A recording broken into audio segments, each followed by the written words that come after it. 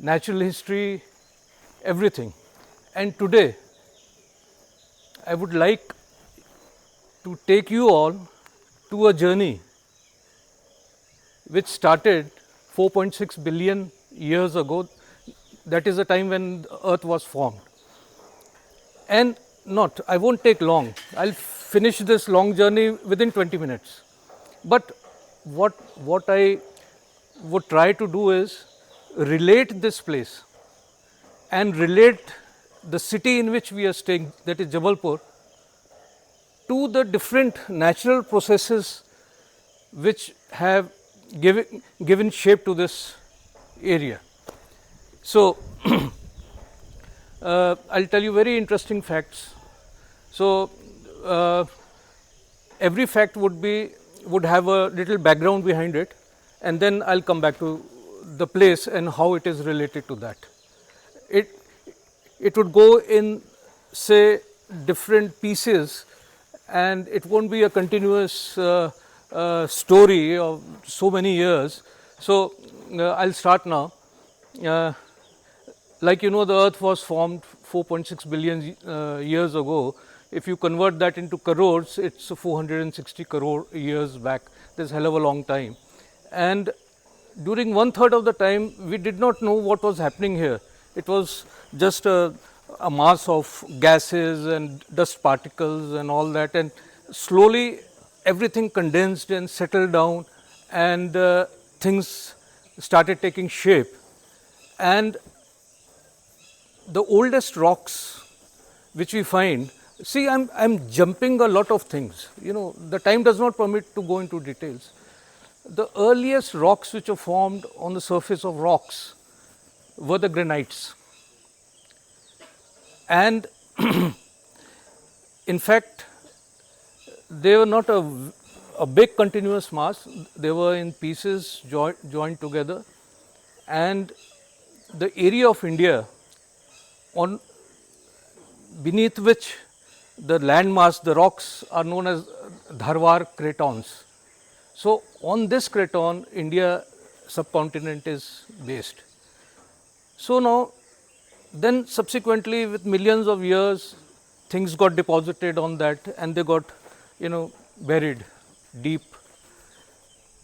But at the same time, the earth was not static, it was, you know, moving, it has got tectonic plates, and later on I'll come to that shift.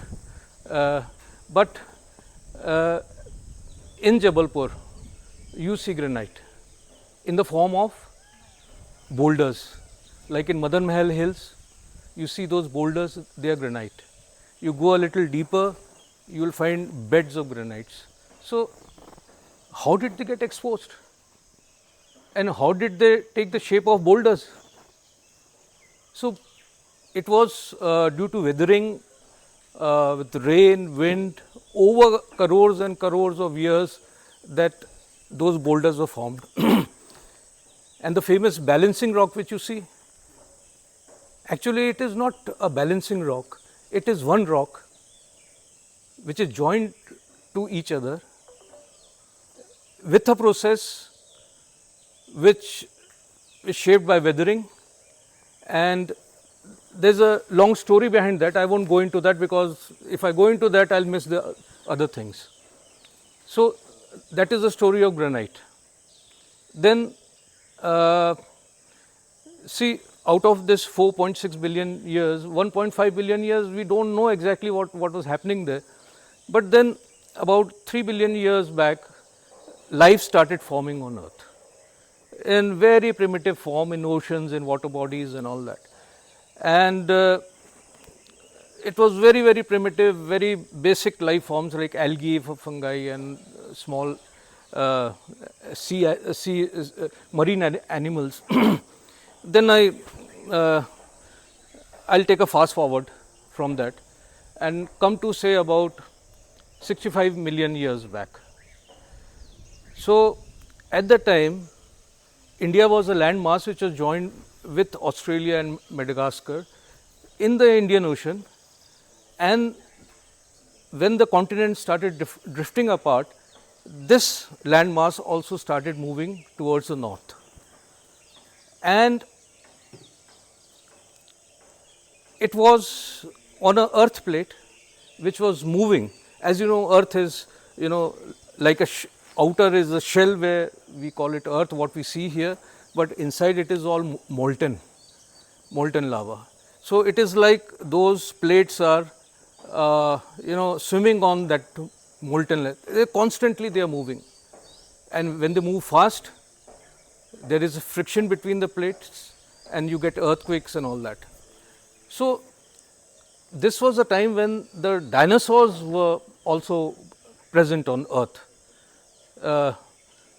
Say the dinosaurs came to earth about 250 million years back, then they lasted for about 150 million years, and then they went extinct suddenly. What was the reason behind their extinction? When this landmass India was moving north, and during that period there was intense volcanic activity. The activity was so intense that the original landmass which was there, along with the vegetations and dinosaurs and whatever life forms were there, they all, most of it, more than 90% got covered with the debris of the volcanoes. So talking about India, the area from Gujarat, from the west to Amarkantak in the east, and Maharashtra the down, this full area got covered by the material which was thrown out of the earth. And talking about Jabalpur, we find a lot of dinosaur fossils here. And how are fossils formed? Very short, I will tell you. When one layer of the earth on which they are living gets covered by another layer, so over time they get fossilized, turn into stone like material, and that is how we find them in that stage now. And they get exposed wherever the upper layer is thin enough to expose them, like we see them in Shaipura fossil park. And this is a very interesting part, that the first fossil of Asia was found in Jabalpur.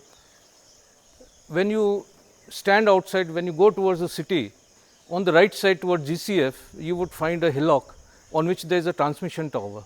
Right below that, Colonel Sleeman, in 1828, he was a commissioner of Jabalpur here, and he used to stay where the commissioner office is, opposite the railway station.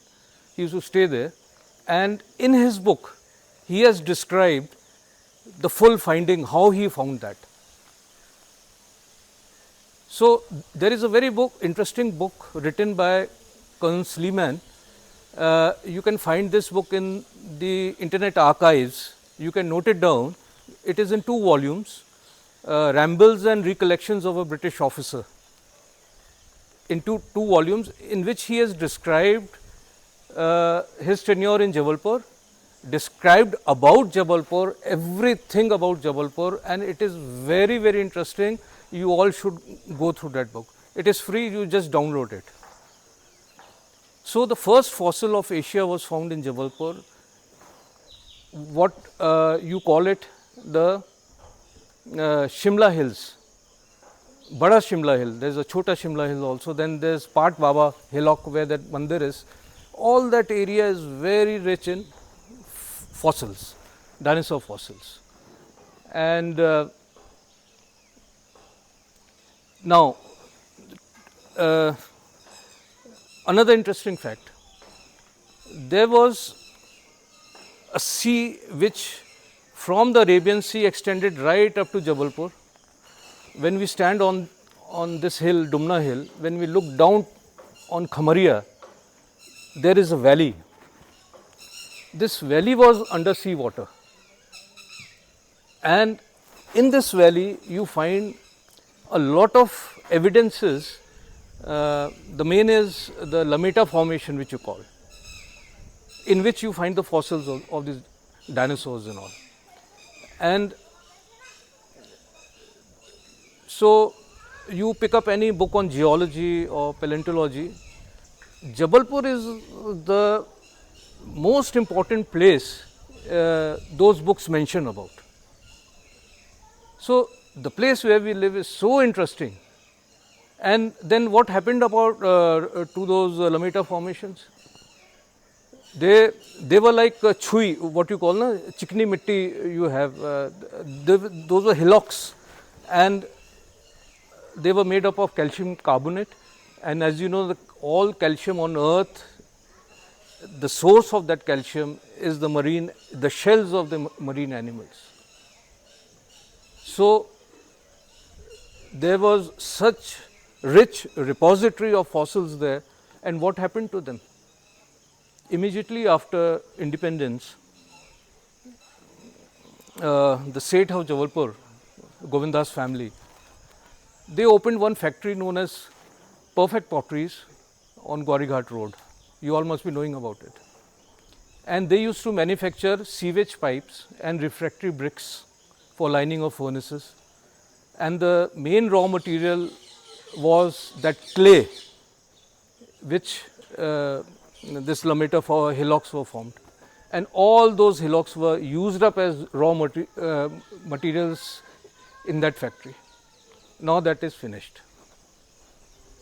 Now that place would have been major tourist attraction for Jabalpur, for the whole world to come and see where the first fossils of Asia were found.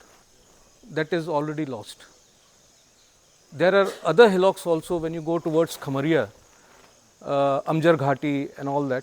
You still find some places where when they finished off with GCF this thing, 2-3 hills are remaining in the GCF area just because they belong to the cantonment area. So, they cannot do mining there. But still they should be converted into national monuments. So, coming back to then another person, another Britisher, he was in his 20s. In 1860, you must have heard his name also, Frederick Forsyth. Frederick Forsyth was a young captain in British Army station in Jabalpur. He was told to explore the areas of the Satpuras. He, along with a small party, went to explore that area, and ultimately he described the full area to the world in his famous book, which is known as the Highlands of Central India, Frederick Forsyth. Another must read. I mean, apart from whatever you are studying, I mean, to have a knowledge of this area is a must. You should read all these books to know, to understand the place where you live. Now, talking about volcanoes, it was not that they erupted once and then they subsided. That process went on for millions of years. Then the main upper strata is the soil which you see now here in full all of Jabalpur. That red moram which you see with stones in it is actually the soil which was thrown up by the volcanoes. Then it was not that classic type of volcanoes where the eruption is there, and now that lava also came out, not from the volcano but from the fissures where the joint of the earth plates were, that oozed out, and then it travelled for hundreds of kilometers. That's how the Western Ghats are formed, by the same process. In Jabalpur there are about 20 such flows of lava, and when they get exposed, you find those crystalline columns of black basalt. If you go through Mandla Road, you would find stones which are like long and hexagonal or octagonal, and those are formed when the basaltic lava condenses to form those crystalline stones. The gitti which you use in construction in Jabalpur is black in color. You go to Katni, you find the gitti which is taken out from dolomite, which is greyish in color. So the sand which you get from Narmada is black in color. That is also volcanic in origin. So most of the things which we see here, the basis of that are the volcanoes. Now, the vegetation, if you are interested in like trees and animals and natural things, the type of vegetation which you find there on those hillocks which are granitic in nature is different from the hills which like in Dumna which are volcanic in nature. So all these studies are there, differences there, and all this is very, very interesting. Whether you are a student of science or botany or zoology or not, whatever discipline you are studying, if you go through all this, you would find all this very, very interesting. Now, what is the source of all this? I know because I have never been a student of geology or anything like that. It is just through curiosity that I started finding answers, and I am able to tell you so much about the place. But nowadays, you youngsters are very lucky. You have net with you. You got books which are very nicely, colorfully illustrated. So you got a lot of media through which you can find out about this.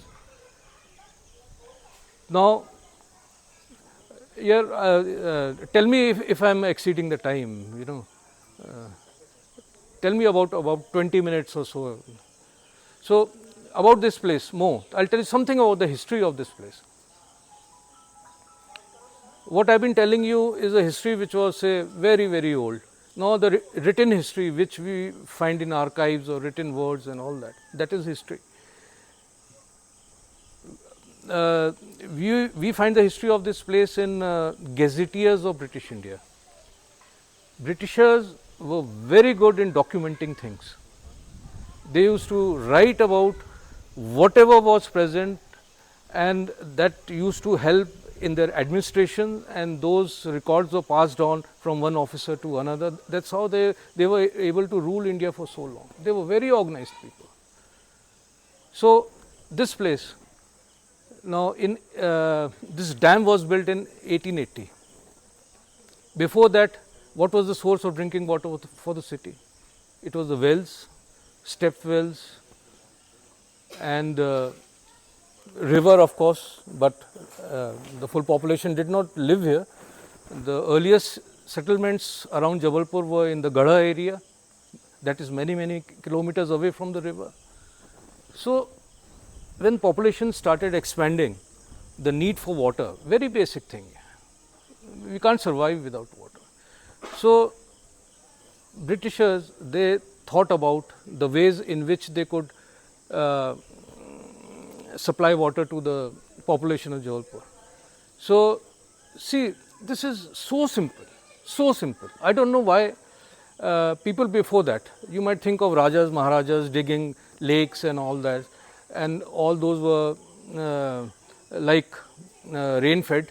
They used to collect water there, and those who could, the water could sustain in the dry months, summers, only those were like usable, things like that, very unorganized. What Britishers did, they identified areas which were higher than the city. The level of Jabalpur city is about 400 meters from mean sea level. Where we are here, Dumna, is 440 meters above the city. Now, water, if collected at a higher place, would naturally flow down to a lower place. No pumping required, no electricity required, no expensive equipment, infrastructure required, nothing. They just built a dam to retain the water here. They built this in 1880, then they built Pariyat tank there. Then there are a string of reservoirs if you go towards Panagar. And those really helped the farmers of that period to become rich, because agriculture was the main source of income. So it is more than a century now that you still find this dam in the same condition in which it was built. Today it is still supplying 30% of the water requirement of Jabalpur city. And sustaining the biodiversity of the full area. The animals come and drink. It helps to give water and moisture to the vegetation all around you, the green which you see all around. So, this is the basic, the outline of the history of the past of the place in which you are staying here. And now, coming back to the present times, one last episode I am telling you. Recently, we had to intervene when this airport was being expanded and this airport road was being constructed. You would say, why should we intervene when this is such an important work for the city? That's what the High Court of Jabalpur asked us. Why are you creating obstacles in this work? So, we had to explain to the court that how the importance of this reservoir, we call it Khandari reservoir, and the importance of the catchment area which extend right up to the airport. There is a gradual slope from the airport towards this reservoir, and every year during monsoons the water, rainwater comes, flows down gradually by gravity and slope and accumulates here. And this has been going on since more than 100 years now. And you won't believe, the full land of the catchment area, which is about 15 square kilometers, was allotted to different government bodies to make their buildings here. I mean, if the catchment area is gone, the water is also gone. The water would get polluted, it won't be, worth drinking then. So, we had to intervene. Then the court asked us, High Court asked us, that what is the solution? Because this was a wildlife area and the airport road originally planned was 6 lane. And you know very well that if the road is very good, not much of traffic, there is speeding, you know this fact very well. You also must be doing it sometimes. So, speeding vehicles is a big danger to the animals of the area.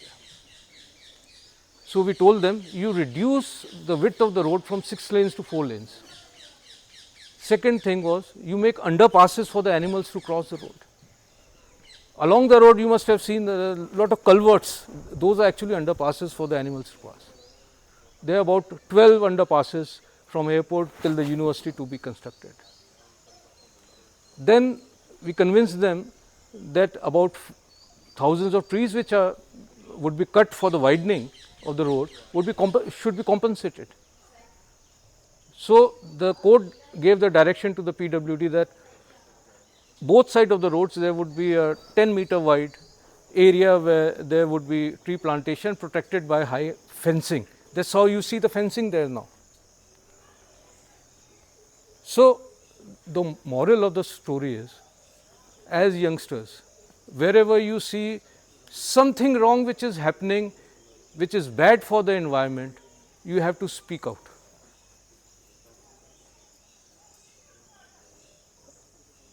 When people get together, they have tremendous power. The administration only listens when there are a lot of people who are speaking the same thing. They want the same thing.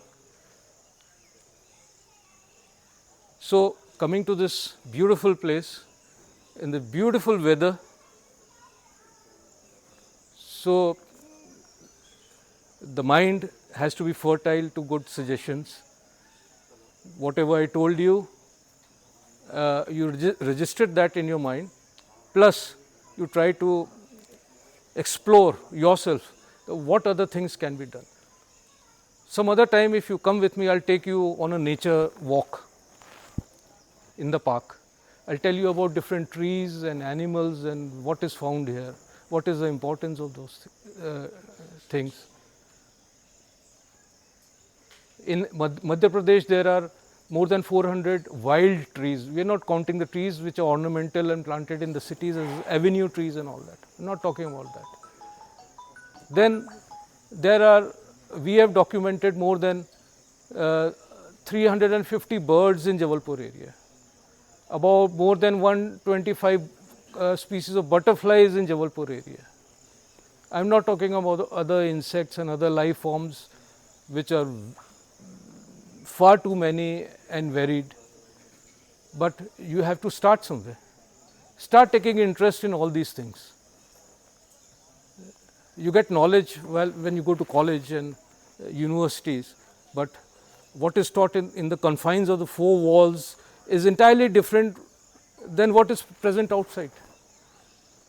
You have the knowledge of what your curriculum, your syllabus, your textbooks, which are prescribed by others, people sitting elsewhere, you gain knowledge through that. But what about your environment? You come out and see how much you know about it. So my request to you and the organizers of this body is this only: try to connect with nature, and I will help you in showing you everything about nature here, about the full biodiversity. Whenever you have time, you call me. I'll take you out on nature walks. We have been doing this since the last about 10-15 years. When the weather is good, we take out students from different schools come, and we take out, like me, there are other people also, but very few of them, about not more than 10 people who really know about this place and who can tell others about the rich biodiversity we have. Next time trip रखेंगे, Uh, पूरा visit करेंगे डुमना साथ में. that's about all.